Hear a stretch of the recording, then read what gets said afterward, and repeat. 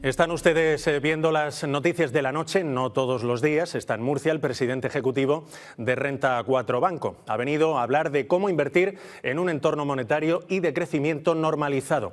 Vamos a preguntarle por cuáles son las mejores oportunidades de inversión para los ahorradores y vamos a analizar el escenario económico, los escenarios económicos actuales. Juan Carlos Ureta, bienvenido, buenas noches. Buenas noches, muchas gracias. Decía yo que no es la primera vez que viene a Murcia, que no todos los días está en Murcia, pero no es la primera, ¿no? No es la primera ni la segunda. Este año hacemos aquí 25 años desde que abrimos la primera oficina aquí en Murcia y yo creo que he venido casi todos los años. No todos porque hubo el año de la pandemia, de los confinamientos, pero creo que con esa excepción he venido todos los años por lo menos una vez. ¿Y qué le parece la ciudad de Murcia? ¿Cómo ve esta región? ¿Cómo ve la región? Yo creo que es una región que está creciendo como tantas otras en España, pero de manera muy especial, ¿no? Yo creo que es una región que además en lo que es lo nuestro, que es la inversión, ha ido, yo por decirlo así, modernizándose, ha ido entrando en ese mundo de la inversión, pues que ya hoy en día el ahorrador, el inversor de Murcia,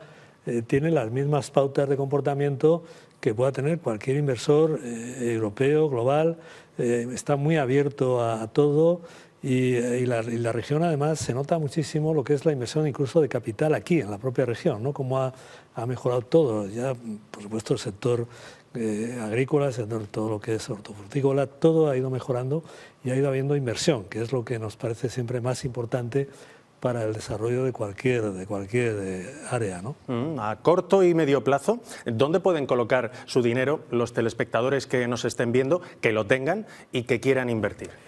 Bueno, empezando por el corto plazo, la novedad del año pasado con la subida de tipo de interés, pues es que ya el ahorrador conservador y de corto plazo tiene alternativas muy interesantes para rentabilizar su ahorro, empezando por lo más simple, que sería una letra del Tesoro a 6 meses o a un año, un producto muy líquido y que ahora mismo pues, hablamos ya de rentabilidades del entorno del 2,5 o incluso algo superior en el plazo del año.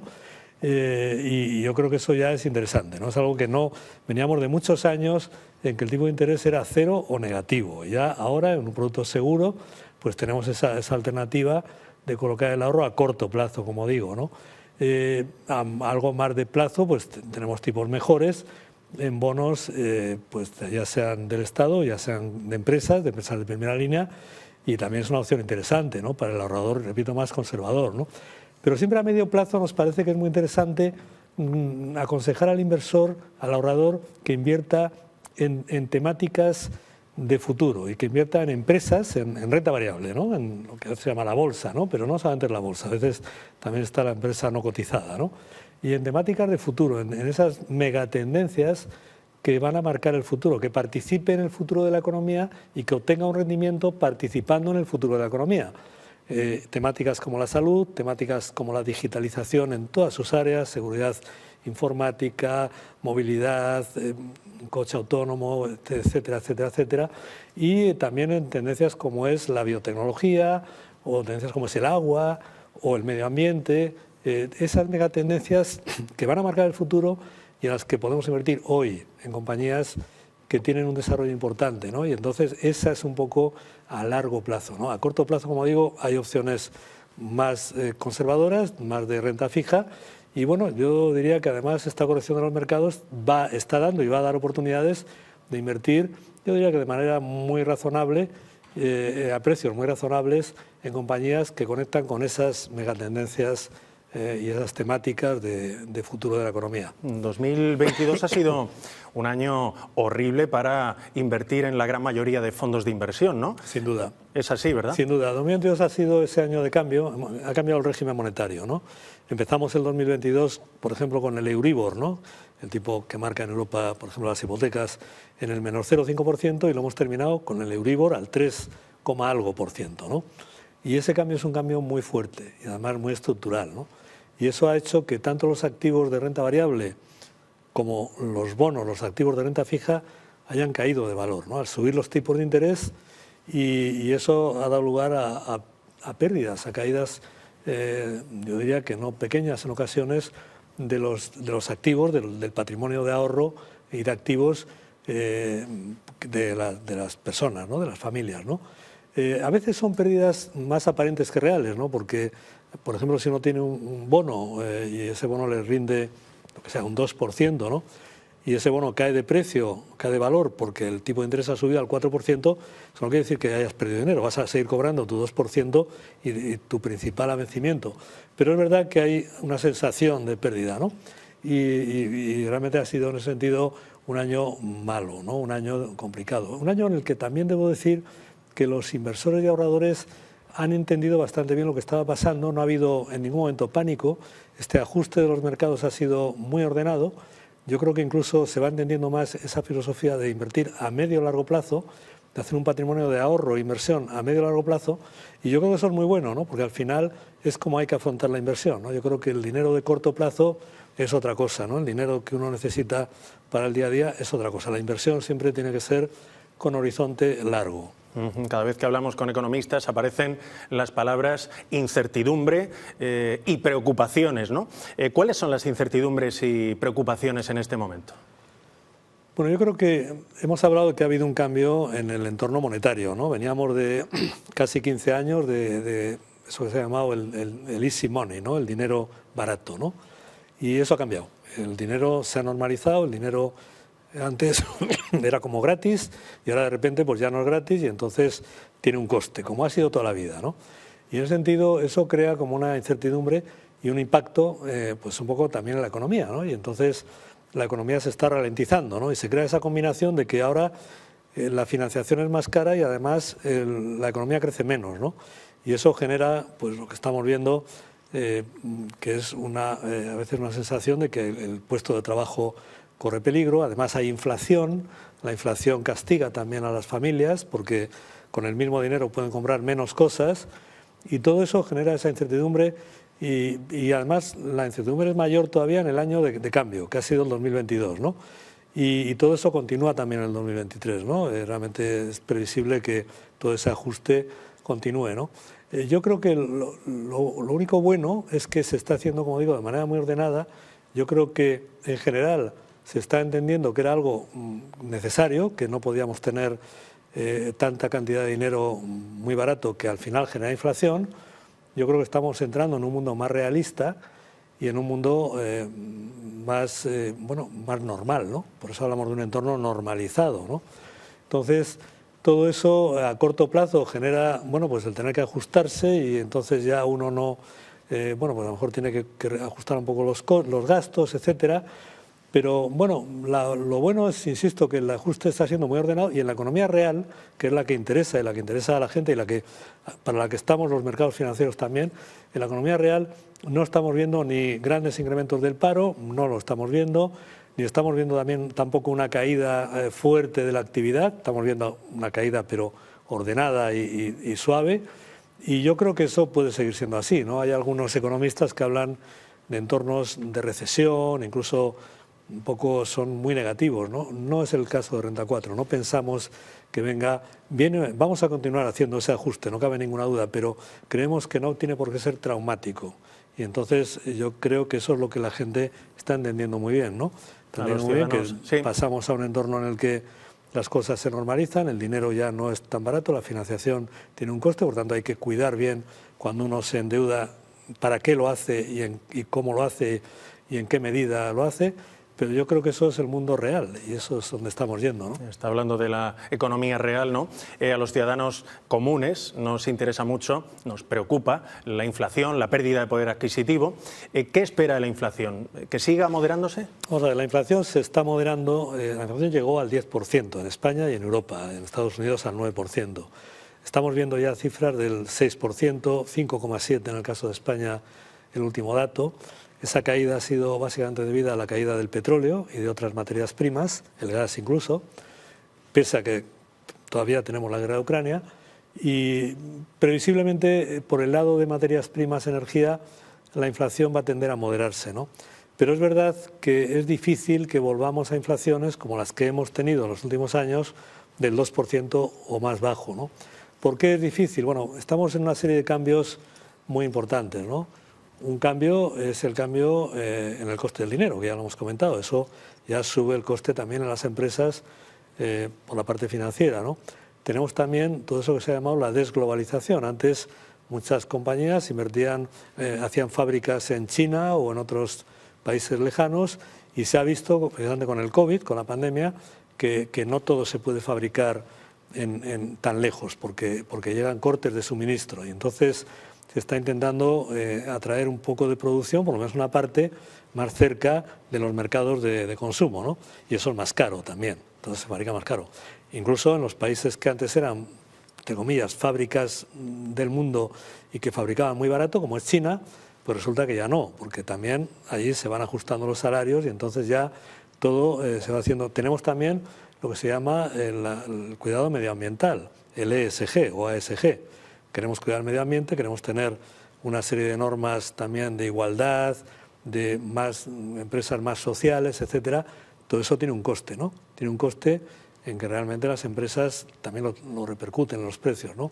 Entonces la inflación normalmente va a bajar, no va a estar en niveles del 8, 9, 10%, pero es previsible, y así lo prevé el propio Banco Central Europeo, que durante un periodo esté en niveles del 4 o 5%, porque, como digo, los costes también, por muchos motivos, están subiendo y es raro que bajen a corto plazo. Y como experto que es, ¿qué augura para los tipos de interés? ¿Augura nuevas alzas, aunque no tan intensas como las de los últimos meses? Yo creo que lo que hay que entender, yo creo que va a haber todavía algo de subida, pero poca. Yo creo que ya estamos en la subida de tipo de interés, estamos ya al final. Es verdad que el año pasado, insisto, pasamos en el Euribor del menos 0,5 al 3,3, que acabó el año. Es una subida muy importante, ¿no? Pero ya, a lo mejor el Euribor puede subir un poco, incluso al 4% muy puntualmente. Pero yo creo que lo que hay que entender no es tanto, o la pregunta no es tanto cuánto más van a subir los tipos, sino cómo van a estar los tipos en los próximos 3, 4, 5 años. Y lo que tenemos que pensar es que normalmente van a estar en niveles elevados en relación con la última década. Es decir, venimos de una década de tipos de interés muy bajos, prácticamente cero en el corto plazo y en el largo plazo 1, 1,5. Hemos llegado a tener el tipo del bono español a 10 años en el 0,16%. Realmente eso creo que es muy difícil que lo volvamos a ver en muchos años, por la inflación, pero también porque vamos a un entorno normalizado. El dinero tiene un coste, el capital tiene un coste, ese coste tiene que ser un coste de mercado, y la intervención que han hecho durante muchos años los bancos centrales no la van a hacer de la misma forma. Va a haber asistencia financiera a la economía por parte de los bancos centrales, no tengo ninguna duda, pero creo que ya el dinero no va a ser gratis. Y eso es lo que yo creo que hay que entender, más allá de cuánto más van a subir los tipos. No sé cuánto van a subir, seguramente no mucho más, pero van a estar altos durante un periodo relativamente largo. Lo apuntaba usted, la geopolítica se ha complicado un poco, por no decir que se ha complicado un mucho. ¿Cómo está posicionada Europa? Bueno, Europa, la respuesta común sería decir mal, ¿no? Porque decimos, bueno, Estados Unidos pues ha conseguido una economía y una posición muy hegemónica, China pues también, y Europa parece que es un poco el pagano, ¿no?, de todo esto, ¿no? Y es verdad que Europa nos hemos quedado un poco en una posición un poco relegada, ¿no?, incluso a nivel de todo tipo, a nivel geopolítico, a nivel diplomático, a nivel incluso militar, ¿no? Estamos viendo ahora un poco estas tensiones que está habiendo en ese plano también, ¿no? Y en ese sentido, Europa siempre se tiende a ponerla como en un lugar un poco como en un segundo lugar, ¿no?, respecto a las grandes potencias. Pero Europa tiene una cosa muy importante y es estabilidad y tiene una riqueza enorme. Europa son 400 millones de personas con una renta per cápita de 35.000, 40.000 dólares per cápita o euros por cápita.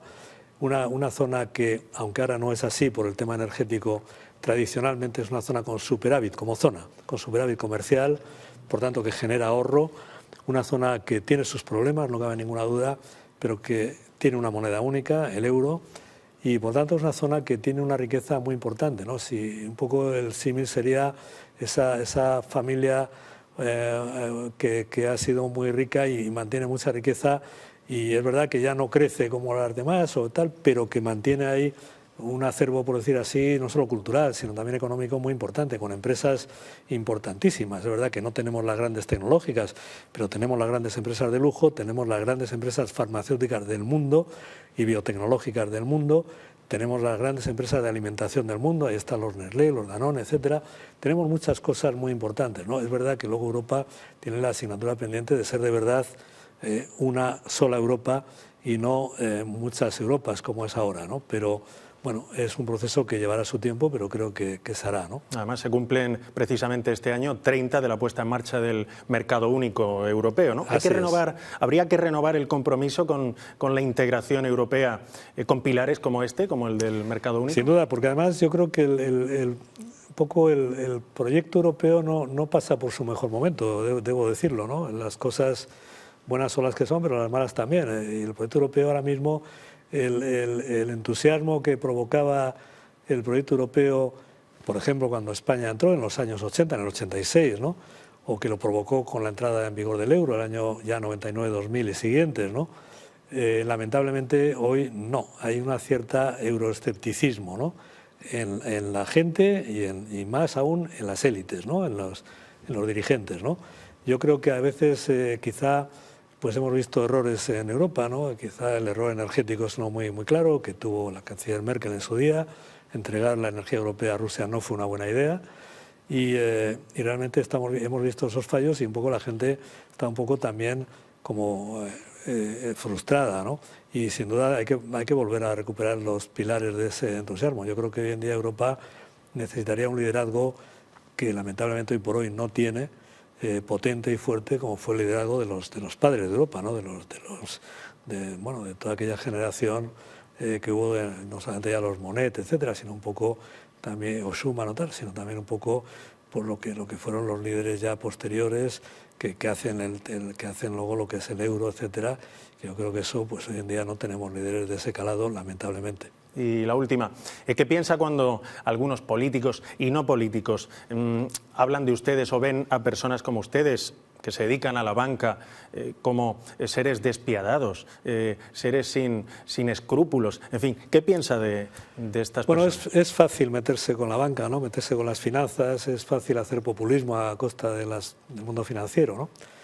Pero lo primero que hay que decir es que si no tuviéramos hoy una economía financiera como la que tenemos, estaríamos muchos siglos atrás en calidad de vida, etcétera. Gracias al mundo financiero, pues hoy tenemos, por ejemplo, pues todos un smartphone en el bolsillo que lo ha financiado la bolsa Nasdaq, y gracias al mundo financiero las vacunas pues estaban ahí en noviembre del año 2020, pocos meses después de la pandemia, y eso gracias a mucha investigación financiada por los mercados financieros, ¿no?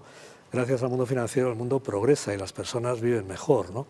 Y yo creo que cuando se hace populismo a costa del mundo financiero, yo no quiero decir que todo lo que hacen los bancos o las finanzas esté bien, evidentemente no todo está bien, pero quiero decir que cuando se desprecia al mundo financiero o se lo ataca de esta manera, que hoy se lo ataca incluso desde autoridades públicas, ¿no? Yo creo que ante todo es una manifestación de gran ignorancia, ¿no? De ignorancia de por qué el mundo ha progresado en los últimos siglos, ¿no? El progreso del mundo está esencialmente, íntimamente vinculado a progresos y a innovaciones financieras. A innovaciones como en su día la sociedad anónima, como posteriormente las bolsas, como posteriormente todos los mercados financieros de bonos, como los mercados de los llamados bonos de alto rendimiento. Todo han sido innovaciones financieras que han permitido financiar la expansión de la economía y que lo seguirán permitiendo, ¿no? En todo ese sentido yo creo que despreciar a veces al mundo financiero y pensar que la economía es solamente la economía del sector primario o del sector industrial es un enorme error, y más aún en la sociedad del conocimiento y de la innovación, porque la innovación se financia en los mercados de capitales. Yo creo que de eso no cabe ninguna duda, y el que no lo sepa o lo vea así, esto creo que lamentablemente es por ignorancia y por desconocer cómo funciona el mundo hoy en día. Juan Carlos Sureta, un gusto. Le decimos hasta la próxima, porque damos por hecho que habrá una próxima en nuestra región, ¿no? Eso espero y encantado. Muchísimas gracias. Muy bien.